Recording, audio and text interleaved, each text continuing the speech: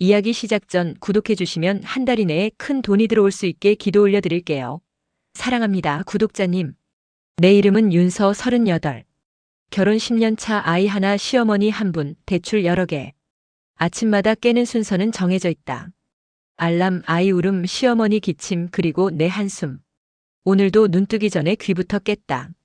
엄마, 물 쏟아졌어. 캑캑. 방 안쪽에서 기침이 이어졌다.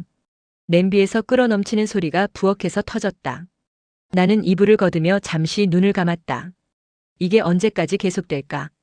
정답이 없는 질문을 한 번 떠올리고 곧바로 일어났다.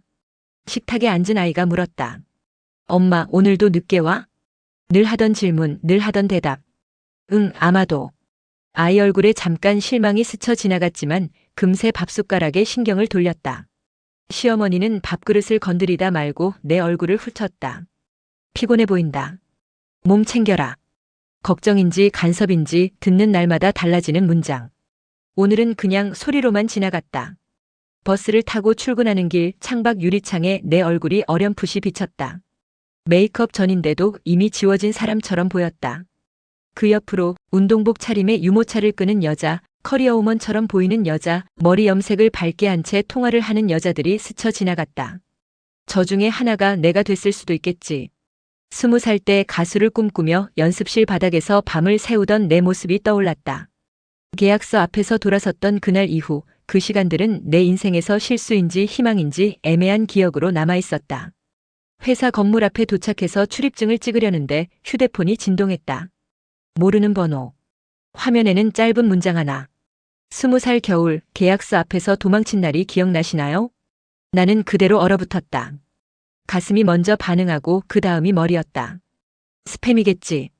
요즘 AI가 이런 것도 다 찾아내나 보지. 억지로 대수롭지 않은 척 밀어내려 했지만 손가락은 바로 삭제로 가지 못했다. 문장을 다시 읽었다. 20살 겨울 계약서 앞에서 도망친 날. 이 표현은 내가 내게만 쓰던 표현이었다. 남편에게도 친구에게도 한 번도 이렇게 말한 적 없었다. 두 번째 진동이 울렸다. 같은 번호에서 또 문자가 왔다. 후회되는 선택들이 있으신가요? 한번 다른 가능성을 보고 싶으신가요? 그 아래에 링크 하나. 후회 상담소 무료 상담 안내. 손가락이 자동으로 움직였다. 삭제 대신 링크를 눌렀다. 링크를 누르자 허름한 건물 사진이 떴다. 서울 도심 끝자락 오래된 상가 건물. 5층 후회 상담소라고 작게 써있는 캡션 하나. 검색창에 주소를 복사해 넣어보니 지도에 건물 모양만 덩그러니 찍혀 있었다. 간판도 업체 정보도 뜨지 않았다. 사무실로 들어가면서 나는 휴대폰 화면을 꺼버렸다. 또 뭐야, 요즘 애들 장난 아니네. 혼잣말로 내 기분을 덜어냈다. 그러나 오전 내내 집중이 안 됐다. 상사는 오늘도 아무렇지 않게 말했다. 윤대리, 그 엑셀 다시 손봐야겠어요. 공식이 좀 꼬였네. 요즘 피곤해 보여요. 컨디션 관리 좀 하고. 피곤해 보인다면서 일은 줄지 않았다. 점심시간 동료들이 모여 워라벨이 어쩌고 떠드는 동안 나는 계속 그 문장을 떠올렸다. 20살 겨울 계약서 앞에서 도망친 날이 기억나시나요? 그건 내가 나에게만 허락했던 표현이었다. 그날 이후 거울 앞에 설 때마다 속으로 중얼대던 말. 난 도망쳤어. 근데 그게 지금 여기 문자로 찍혀 있었다. 퇴근 시간이 가까워질 때쯤 휴대폰이 다시 진동했다. 또 그 번호. 오늘 저녁 8시 오시겠습니까? 주소 동일한 건물 주소. 이번엔 문장 아래에 작은 글씨가 하나 더 붙어 있었다. 이미 한 번 고민하셨습니다. 이번에도 도망치실 건가요? 숨이 목에 걸렸다. 이건 스팸이 아니다. 내 과거와 내 머릿속 말을 너무 잘 알고 있었다. 누군가 장난치는 걸까? 과거 연습실 동료? 전 매니저? 그들을 떠올려봤지만 모두 연락 끊긴 지 오래였다. 퇴근 도장을 찍고 지하철역 플랫폼에 섰다. 집으로 가는 열차와 반대 방향 열차가 번갈아 들어왔다. 집에는 아이와 시어머니, 남편이 기다리고 있다. 오늘도 엄마, 오늘도 늦게 와? 라는 질문을 한 아이. 아침에 기침한 시어머니. 너 요즘 왜 이렇게 예민해? 라고 말하던 남편. 평소라면 아무 생각 없이 집 방향 열차에 몸을 실었을 것이다. 하지만 오늘 머릿속에 문장 하나가 자리 잡고 있었다. 이번에도 도망치실 건가요? 반대 방향 열차가 멈추고 문이 열렸다. 발이 먼저 올라갔다. 이유를 찾기엔 이미 늦은 타이밍이었다. 지도 앱이 가리키는 대로 걷자 사진 속 건물이 생각보다 쉽게 눈앞에 나타났다. 낡은 외벽, 군데군데 벗겨진 페인트, 1층엔 오래된 분식집과 휴대폰 수리점이 붙어 있었다. 엘리베이터 앞에 서서 한 번 더 망설였다. 돌아갈까? 지금 돌아가도 아무 일 안 일어날 것 같았다. 그냥 이상한 광고였다고 친구들한테 웃으며 얘기할 수 있을 것 같았다. 하지만 이상하게도 오늘 하루 회사에서 들은 말들이 머릿속에 겹쳐졌다. 피곤해 보인다. 요즘 왜 이렇게 예민해? 애는 잘 크냐? 너는 꿈 같은 거 이제 접었지? 엘리베이터 버튼을 눌렀다. 5층. 문이 닫히고 좁은 공간이 위로 올라가기 시작했다. 기계가 오래돼서인지 속도가 느렸다. 그 느린 속도가 오히려 좋았다. 잠깐이라도 아무도 나를 부르지 않는 공간. 5층에 도착해 문이 열리자 긴 복도가 나왔다. 형광등 몇 개가 깜빡였고 양옆으로 문들이 이어져 있었지만 명패는 아무데도 붙어 있지 않았다. 복도 끝에서 문 하나가 반쯤 열려 있었다. 그 옆 벽에 A사 용지가 테이프로 붙어 있었다. 후회 상담소. 노크 후 들어오세요. 글씨는 너무 평범해서 장난 같지도 진짜 같지도 않았다. 나는 몇 초 동안 숨만 들이마셨다. 도망치고 싶으면 지금이다. 그 생각이 들었지만 문득 이런 생각이 이어졌다. 도망친 게 너무 많다. 한 번쯤은 끝까지 가보고 싶다. 손가락 마디가 떨릴 만큼 천천히 나는 문을 밀었다. 방 안은 예상보다 단출했다. 책상 하나, 의자 2개, 창문 대신 벽이 있었고 천장 형광등이 방 전체를 균일하게 비추고 있었다. 책상 뒤에는 한 남자가 앉아 있었다.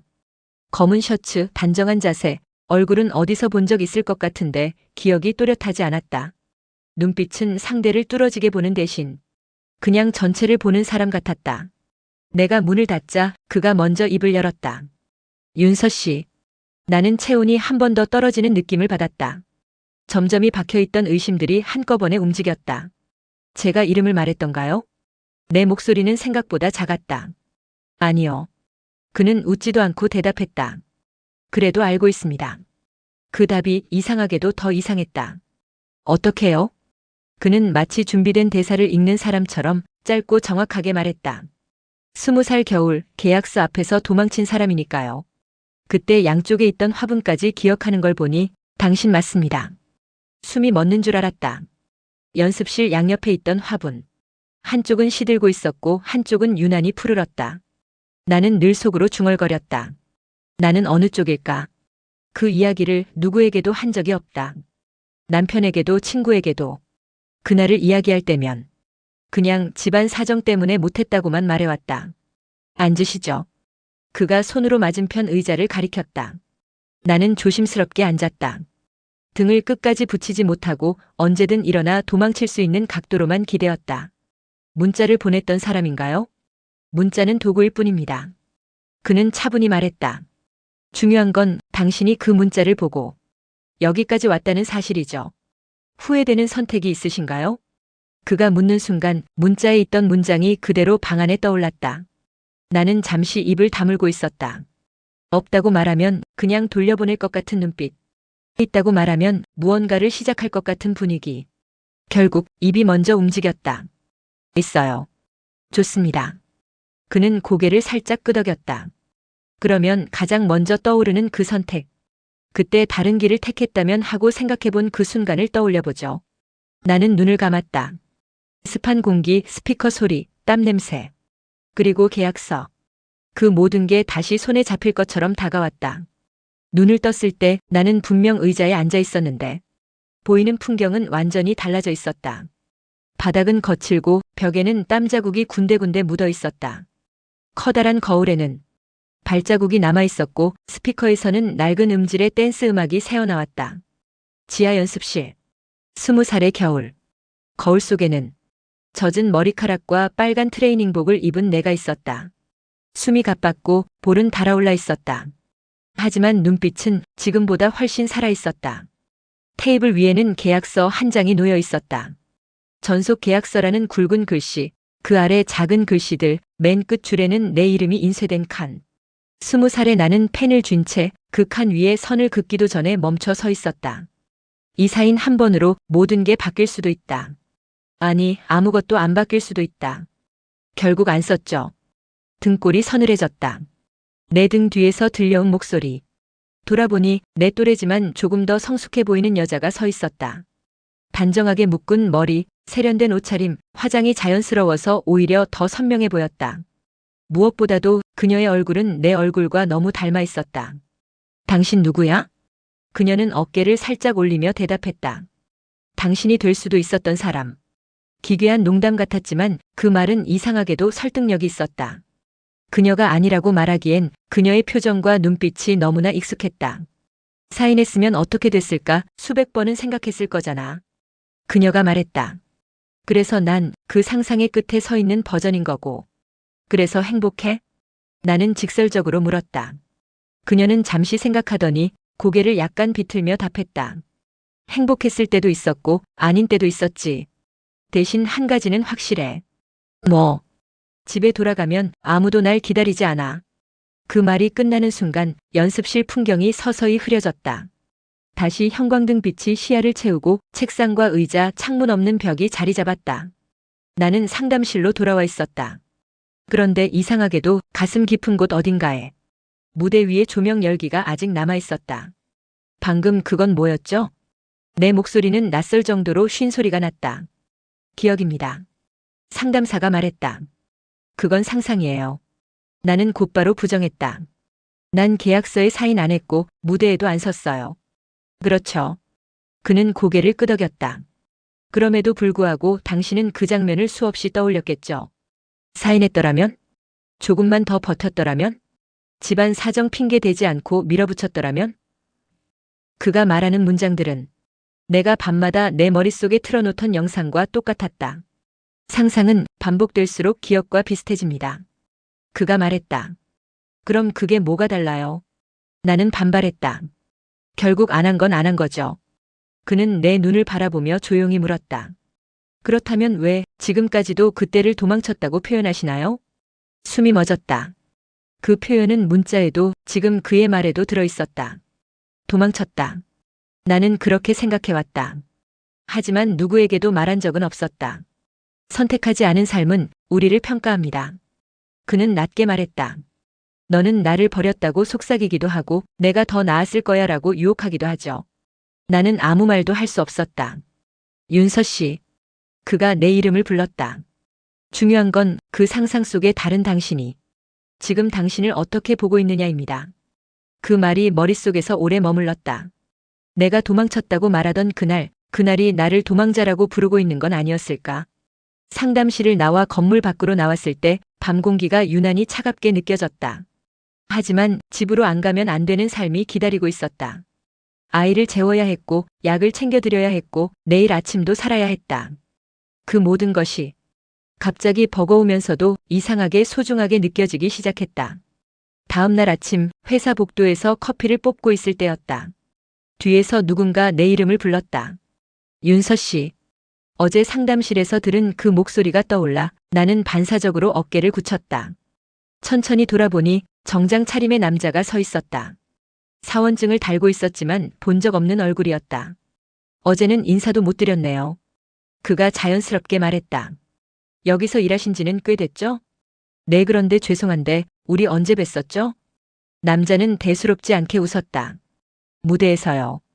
그 한 단어가 아침 커피 향보다 더 진하게 코를 찔렀다. 저 무대에 선 적 없는데요. 나는 최대한 단호하게 말했다. 아, 그래요? 그는 의외라는 듯 고개를 기울였다. 이상하네. 전에 작은 공연장에서 봤던 분이랑 너무 닮아서 노래 부르는데 사람들 숨도 못 쉬고 듣더라고요. 그는 그 문장을 남기고 아무 일 없었다는 듯 자기 자리로 돌아갔다. 나는 한동안 커피를 들고 서 있었다. 컵에서 나는 뜨거운 김이 손끝으로 전해지는데도 실감이 나지 않았다. 또 시작이구나.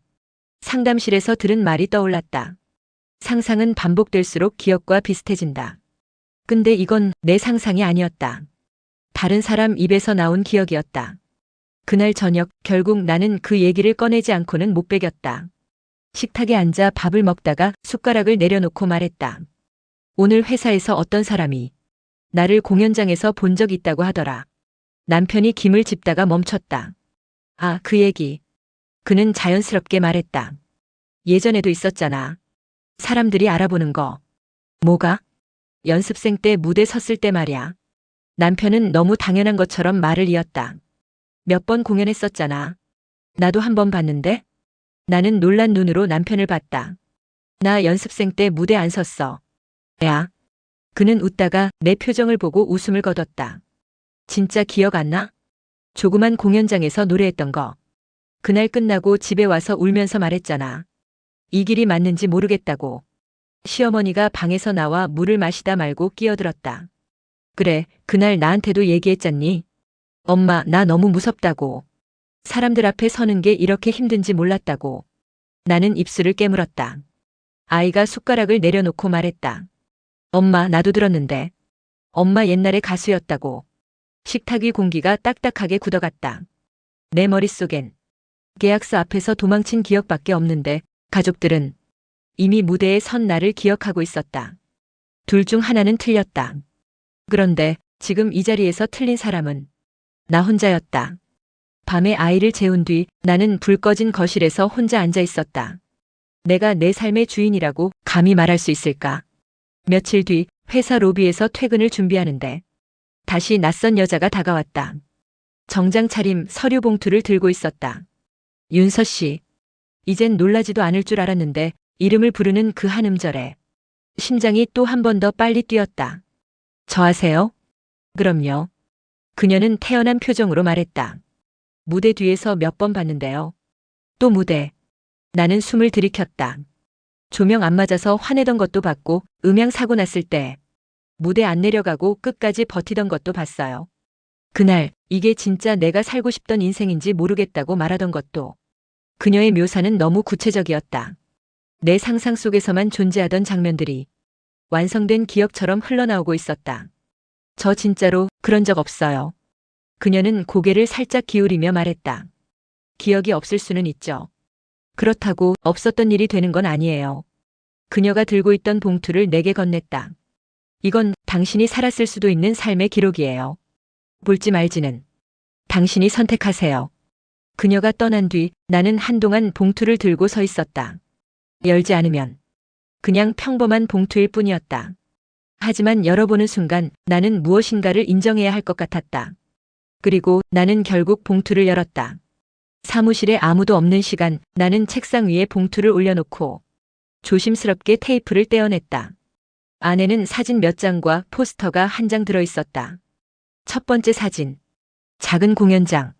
조명이 내려앉은 무대 위에 마이크를 들고 서 있는 여자의 옆모습이 찍혀 있었다.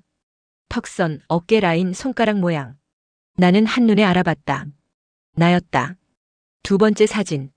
무대 뒤 스태프와 이야기를 나누며 웃고 있는 장면. 눈과 주름, 웃을 때 비뚤어지는 입꼬리까지.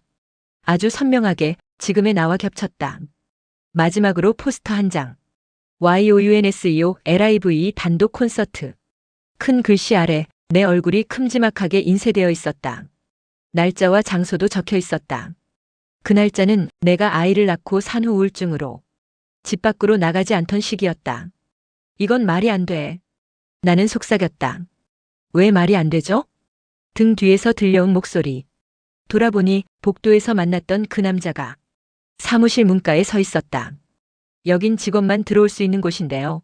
언제부터요? 그는 되물었다. 당신이 그렇게 정했나요? 아니면 규칙이 그렇다고 믿고 있을 뿐인가요? 그의 말이 무슨 뜻인지는 몰랐다. 이상한 건 그 말투가 너무 차분해서 더 불안하다는 점이었다. 이건 조작이에요. 나는 사진을 흔들었다. 조작이라면 흔적이 있겠죠. 그는 포스터를 가리켰다.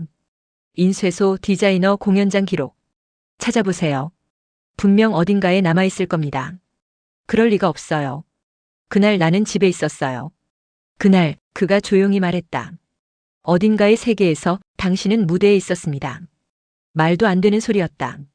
하지만 사진을 찢을 수가 없었다. 내 얼굴로 찍힌 이 증거들을 쉽게 부정할 자신이 없었다. 나는 다시 그 건물로 향했다. 이번에는 지도를 보지 않아도 길을 알고 있었다. 엘리베이터를 타고 5층에 올라가는 동안 사진 속에 내가 계속 떠올랐다. 포스터 속에서 웃고 있는 그 얼굴은 분명 만족해 보였는데 어딘가 텅 빈 느낌도 있었다. 문을 열고 상담실에 들어가자 상담사는 여전히 같은 자세로 앉아 있었다. 이 사진들. 나는 봉투를 탁자 위에 올렸다. 이건 뭐예요? 그는 사진을 하나하나 넘겨보지도 않고 그냥 봉투를 덮었다. 당신이 살지 않은 삶의 기록입니다. 나랑 상관없잖아요. 정말요? 그가 물었다. 이걸 보면서 아무 느낌도 안 들던가요? 나는 대답하지 못했다. 사진 속 무대 위의 모습은 누구보다 내가 오래 꿈꾸던 그것이었으니까. 이건 상상이에요. 나는 겨우 말했다. 누가 내 머릿속을 뒤져서 그림으로 만든 거예요. 그렇다면 그는 차분히 말했다. 왜 가족들이 기억하고 있을까요? 나는 숨을 멎었다. 선택하지 않은 삶이 당신 주변 사람들의 기억 속에 흔적을 남기기 시작한 겁니다. 말도 안 돼요. 말도 안 되는 건 그가 덧붙였다. 당신이 지금 이 자리까지 와서 이렇게까지 물어보고 있다는 사실입니다. 그 말은 내가 이미 여기 깊숙이 개입됐다는 의미였다. 이번엔 그가 눈을 감으라고 말하지 않았지만 나는 스스로 눈을 감았다. 사진 속 무대가 선명하게 떠올랐다. 조명 열기, 무대 바닥의 탄성, 마이크를 잡은 손의 땀. 다시 눈을 뜨자 나는 작은 대기실에 서 있었다. 거울 앞에 화장을 완벽하게 마친 내가 앉아 있었다. 옆에는 스태프가 분주히 오가고 문 밖에서는 사람들 웅성거리는 소리가 들렸다. 거울 속 나는 나를 보지 않았다. 대신 자기 얼굴을 아주 침착하게 바라보고 있었다. 이게 내 삶이야? 내가 물었다. 거울 속 윤서는 입꼬리를 살짝 올렸다. 그러게. 너무 이상하지? 가족은? 없어. 그녀는 별 감정 섞지 않고 말했다. 처음부터 선택하지 않았으니까. 그러니 잃은 것도 없어. 그 말은 철학적인 문장이 아니었다. 그냥 사실을 말하는 톤이었다. 후회 안 해? 후회할 시간이 어디 있어. 그녀는 반지를 만지작거렸다. 콘서트, 방송, 행사. 숨 돌릴 틈 없이 살아야지. 그래도 집에 돌아가면 누군가 반겨주진 않잖아. 내가 그렇게 말하자 그녀는 처음으로 나를 바라봤다. 넌 있지? 나는 아무 말도 못했다. 넌 집에 돌아가면 누군가 엄마라고 부르잖아. 그녀는 조용히 말했다. 그거 생각보다 큰 거야. 무대 외에는 아무것도 없는 이 세계와 무대는 없지만 가족이 있는 내 세계. 둘 중 어느 쪽이 더 옳다고 말할 수 있을까? 그때 방문이 열리며 누군가 외쳤다. 윤서 씨, 마지막 곡 준비해 주세요. 거울 속 윤서는 미소를 지으며 일어났다. 나는 그 모습을 보며 생각했다. 이 사람은 자기가 선택한 자리를 끝까지 버티고 있는 거구나. 현실로 돌아왔을 때 나는 집 거실에 앉아 있었다. 무릎 위에는 공연 포스터가 한 장 펼쳐져 있었다. 오늘 아이 학교에서 가져온 공지물 사이에 이 포스터가 끼어 있었다. 학교에서 어떤 문화행사 홍보를 하는 줄 알았는데 가만히 보니 포스터 중앙의 얼굴이 또 나였다. 이번엔 이름도 똑같이 윤서라고 적혀 있었다. 엄마, 이거 엄마지? 아이가 옆에서 물었다. 눈은 반짝이고 있었다. 이거 어디서 난 거야? 선생님이 나눠줬어. 우리 학교 강당에서 콘서트 한다고. 날짜를 보니 다음 달이었다. 말도 안 된다고 생각했다. 근데 동시에 혹시라는 생각이 스멀스멀 올라왔다. 남편이 포스터를 보고 말했다. 당신이었으면 잘했을 텐데. 뭐가? 가수. 그는 아무렇지 않게 말했다. 솔직히 당신 노래하는 거 한 번도 진지하게 못 봤어. 항상 집에서 흥얼거리는 것만 봤지. 나는 웃다가 웃음이 목에서 막혔다. 그때 그 공연 정말 있었던 거야? 나는 조심스럽게 물었다. 어떤 거? 당신 말한 거. 연습생 때 내가 무대 섰다고 했던 거. 남편은 잠깐 생각하더니 애매하게 웃었다. 있었던 것 같기도 하고. 가끔은 내가 내 상상 들은 걸 진짜 있었던 것처럼 기억하는 것 같기도 하고. 그 말이 어쩌면 가장 솔직한 답이었다. 두 개의 진실이 있었다. 내가 기억하는 진실과 주변 사람들이 함께 만들어낸 진실. 이 둘 사이에서 나는 어느 쪽도 완전히 부정할 수 없었다. 나는 다시 상담실로 갔다. 이번에는 더 이상 망설이지 않았다. 문을 열고 들어가며 나는 바로 물었다. 왜 하필 나예요? 상담사는 나를 한 번 보고 노트를 덮었다. 질문이 바뀌었군요. 다른 사람들도 후회되는 선택 많잖아요. 근데 왜 내 삶에만 이런 식으로 다른 가능성이 끼어드는 거죠?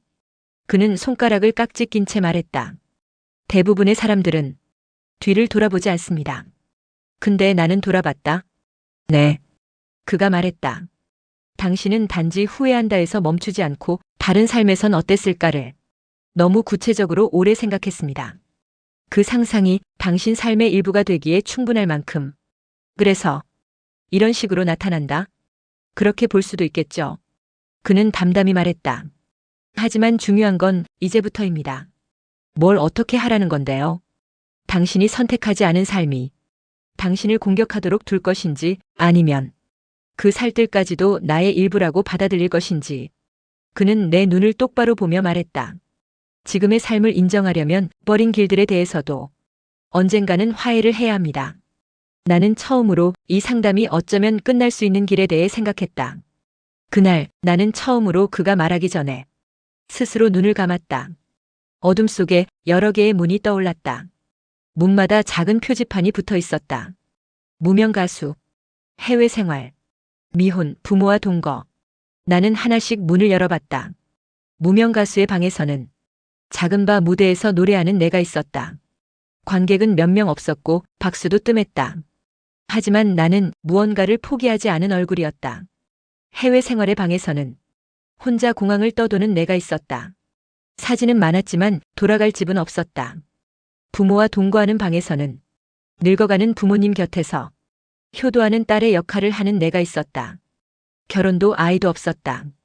그 어느 방에서도 나는 완전히 행복하지도 완전히 불행하지도 않았다. 문제와 부담의 종류만 달랐다. 그렇다면 지금 내가 겪고 있는 문제들은 내가 지키고 싶은 것들의 반대편에 서 있는 것 아닐까? 그 생각이 들자 가슴 어딘가에서 하나씩 돌덩이가 떨어져 나가는 느낌이 들었다. 현실로 돌아오자 나는 집 거실에 앉아 있었다. 아이 장난감이 널브러져 있고 드라마 소리가 희미하게 들렸다. 시어머니 방에서는 규칙적인 숨소리가 들렸다. 나는 한동안 아무 말도 하지 않고 이 풍경을 바라봤다. 여기가 내가 선택한 자리구나. 무대를 포기한 대가로. 이 집이 생겼고 자유를 포기한 대가로. 아이와 가족이 생겼다. 왜 그래? 남편이 물었다. 오늘은 표정이 좀 다르네. 그냥. 나는 웃었다. 생각 좀 했어. 무슨 생각? 내가 뭘 잃었나, 뭘 얻었나? 그는 허탈하게 웃으며 말했다. 당신이 잃은 건 잠이랑 자유고 얻은 건 나랑 애랑 대출 몇 개? 말은 농담이었지만 나는 그 말 안에 담긴 진실을 보았다. 그래도 내가 말했다. 이게 내가 선택한 거니까. 그 말을 내 입으로 처음 꺼내는 순간 이 삶이 갑자기 좀 더 내 것처럼 느껴졌다. 마지막으로 상담실에 갔을 때 방 안 공기가 조금 달라져 있었다.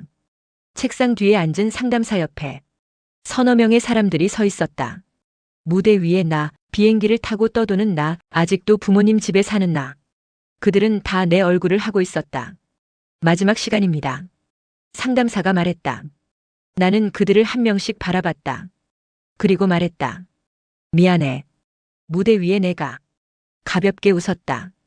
너무 늦게 온 거 아니야? 늦게 온 만큼 조금은 제대로 보려고. 내가 답했다. 너 때문에. 가끔 힘들었어. 여행 중인 내가 말했다. 나를 선택하지 않았으면서 나한테 기대기도 했잖아. 부모님과 사는 내가 덧붙였다. 그래도 내가 완전히 외면하지는 않아서 조금은 고마웠어. 나는 숨을 한번 고르고 말했다. 너희가 틀린 게 아니라 내가 이 길을 택한 거야.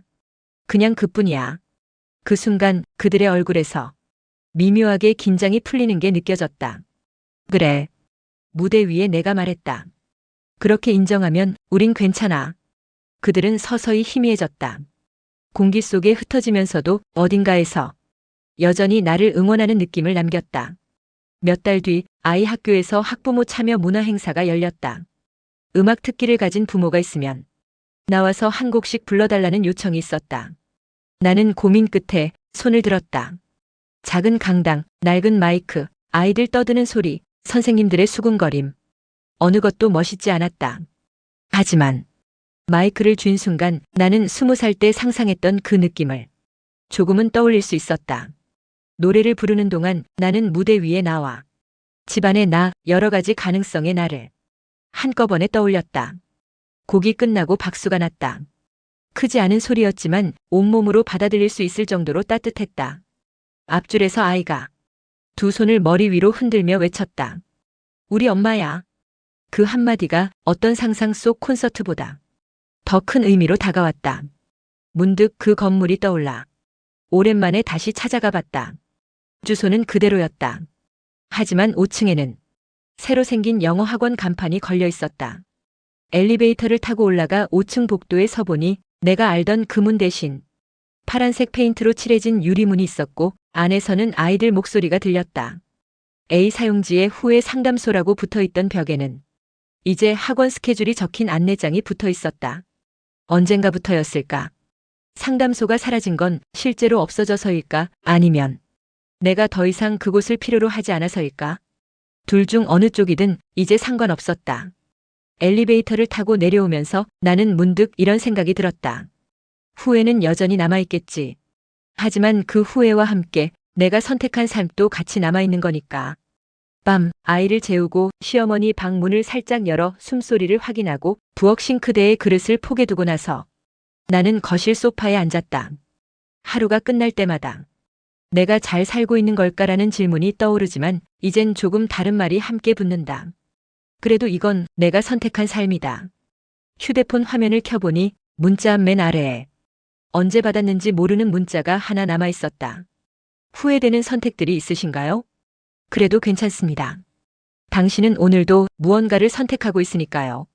발신 번호는 지워져 있었다. 어쩌면 처음부터 없었을 수도 있었다. 나는 그 문자를 삭제하지 않고 그냥 화면을 껐다. 방으로 들어가 아이 옆에 누웠다. 아이의 따뜻한 체온이 전해졌다. 가족이 없으면 나도 없다는 말이 이제는 조금 이해된다. 엄마라는 이름, 아내라는 이름, 며느리라는 이름. 그 이름들 사이에서 나는 내 이름을 잃어버린 줄 알았다. 하지만 사실 그 이름들 안에서 나는 조금씩 자라고 있었다. 나는 조용히 속삭였다. 내가 못 간 길들아, 고마워. 너희 덕분에 지금 이 자리가 더 소중해졌어. 그리고 생각했다. 오늘도 나는 나와 내 가족을 선택했다. 그 선택이면 충분하다.